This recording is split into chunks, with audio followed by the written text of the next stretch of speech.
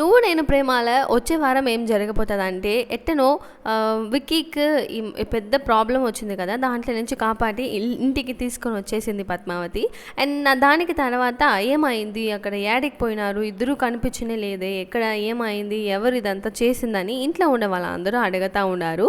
ఆ టైంలో పద్మావతికి అనిపించినది ఒకే ఒక్క మ్యాటర్, మీ హస్బెండే దీనికి అంత కారణం, నేను చెప్పేస్తే మీ లైఫ్ ఏమైపోతుందో అని ఒక ఫీలింగ్తో ఇద్దరు గమ్మున నిల్చుకొని ఉన్నారు. అయినా ఈ సిచ్యువేషన్లో నాకు తెలిసే కావాలి ఎవరు అది, చెప్పుని అరవింద ఒక సైడ్ అండ్ ఇంట్లో ఉన్న నారాయణ నుంచి అందరూ పెరుకుతూ ఉన్నారు. అప్పుడు ఓకే ఇదే నిజం అని చెప్తారా, లేదంటే ముగుచుకొని మళ్ళీ చూసుకుంటాం అని వదులుతారా అని సీరియస్గా ఎవరికి ఐడియా లేదు. అయినా మీరేం అనుకుంటున్నారు, మురళి ఖచ్చితంగా దొరకాలి, అరవింద్ అక్కడ దొరికే తీరాలి అని అనుకున్న వాళ్ళు ఖచ్చితంగా మన ఛానల్కి లైక్ చేయండి అండ్ సబ్స్క్రైబ్ చేసుకోండి.